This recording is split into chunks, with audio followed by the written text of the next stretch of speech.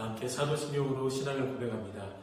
전능하사 천지를 만드신 하나님 아버지를 내가 믿사오며 그 외아들 우리 주 예수 그리스도를 믿사오니 이는 성령으로 잉태하사 동정녀 마리에게 나시고 본디오 빌라도에게 고난을 받으사 십자가에 못 박혀 죽으시고 장사한 지 사흘 만에 죽은 자 가운데서 다시 살아나시며 하늘에 오르사 전능하신 하나님 우편에 앉아 계시다가 저래로서 산 자와 죽은 자를 심판하러 오시리라.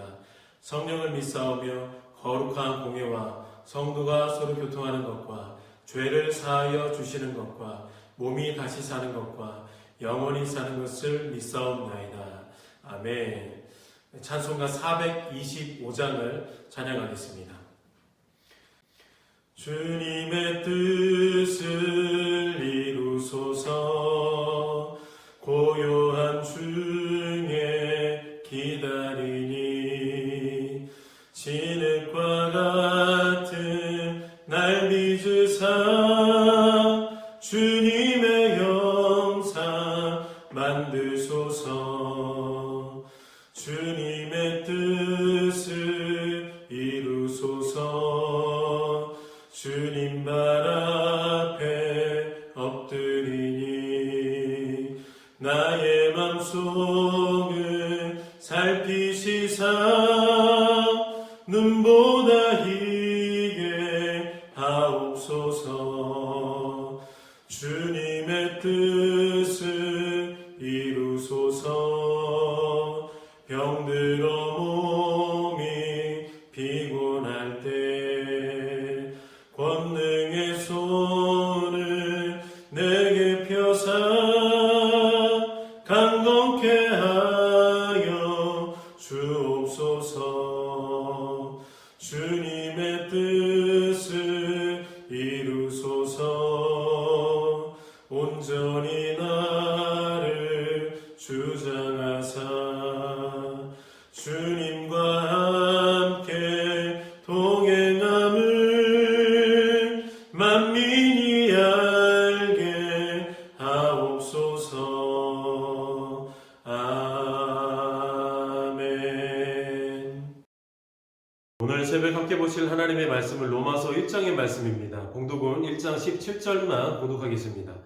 복음에는 하나님의 의가 나타나서 믿음으로 믿음에 이르게 하나니 기록된 바 오직 의인은 믿음으로 말미암아 살리람과 같으니라.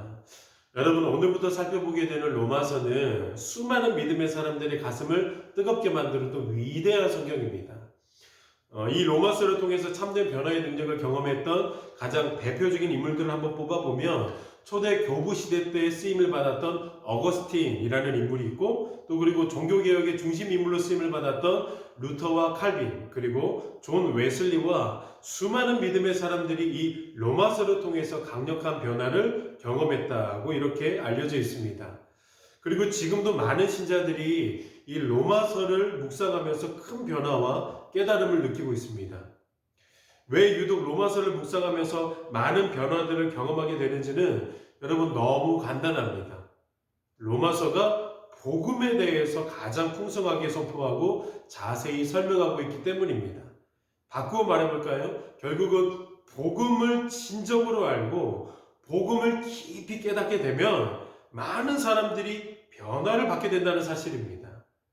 복음으로 인한 변화가 우리 성도님들 삶 가운데도 충만하게 일어나기를 진심으로 소망합니다. 사도 바울은 이 로마서라는 서신서를 쓰면서 1장 1절에 해당하는 첫 구절을 이러한 말과 함께 로마서를 시작합니다. 예수 그리스도의 종 바울은 사도로 부르심을 받아 하나님의 복음을 위하여 택정함을 입었으니, 여러분 단순히 지금 사도 바울이 복음이라는 이 한 단어만을 사용하지 않고 그 앞에 하나님의 복음이라는 말로 서신서의 포문을 열고 있는 것을 우리가 보게 되는 겁니다. 사실 이렇게 복음이라고 번역된 유앙겔리온이라는 단어는 기독교가 사용하는 종교적인 단어가 아니었습니다. 당시 이 단어를 어떤 경우에 사용했냐면 로마의 황제의 즉위 또는 로마의 황제의 대를 이을 아들이 태어났을 때 유앙겔리온 복음이 있습니다 라는 식으로 황제와 관련된 정치적인 용어로 사용되어졌습니다. 사도 바울은 당시 그 복음이라는 단어를 사용하면서 단 하나의 단어를 바꾸어서 이렇게 설명하죠. 하나님의 복음. 무슨 말이 되겠습니까? 당시 로마 황제의 복음이 아니라 가이사의 복음이 아니라 하나님의 복음이 있다고 가슴 뜨겁게 선포하고 있는 겁니다. 그리고 그 복음의 중심에는 하나님의 아들 우리 주 예수 그리스도가 있음을 선포하고 있는 겁니다. 그래서 하나님의 복음, 이 하나님의 복음을 한 문장으로 요약하면 우리 주 예수 그리스도가 되는 겁니다. 예수가 곧 복음이고 복음이 곧 예수 그리스도가 되는 겁니다. 그리고 특별히 오늘 봉독해드린 17절 말씀을 보면 그 복음, 예수 그리스도인 복음을 이야기하면서 이렇게 말합니다. 복음에는 하나님의 의가 나타나서 믿음으로 믿음에 이르게 하나니 기록된 바 오직 의인은 믿음으로 말미암아 살리람과 같으니라. 복음은 예수 그리스도입니다. 그리고 그 예수 그리스도 안에 누구의 의가 나타나 있냐? 누구의 의가 담겨져 있냐면 인간의 의가 아니라 인간의 열심이 아니라 오직 하나님의 의가 담겨져 있고 하나님의 의가 나타나 있다라고 말하고 있는 겁니다. 그래서 예수 그리스도를 바라보게 되는 모든 성도들과 신자들은 반드시 예수 안에서 인간의 의로움을 만나지 않고 오직 아버지 하나님의 의로움을 만나게 되어 있다는 겁니다. 예수 안에는 오직 하나님의 의로움만 얼룩져 있습니다. 시작된 2021년도에는 우리의 모든 시선이 더욱더 예수 그리스도에게 고정되어지기를 소망합니다. 그래서 예수 안에 담겨진 그 하나님의 의로움 앞에 은혜를 발견하게 되고 또 그 은혜 앞에 감사와 찬양이 순결하게 예배되어지기를 바랍니다. 점점 더 인간의 공로와 인간의 의로움을 지워내고 오직 하나님의 의로움만 우리 삶과 우리 영혼에 진하게 배어지게 되는 복된 2021년 한 해 되시길 예수님의 이름으로 축복합니다. 다 함께 기도하시겠습니다. 은혜 베푸시기를 원해하시고 기뻐하시는 아버지 하나님, 이 새벽 가운데도 주의 말씀 허락해 주셔서 감사합니다.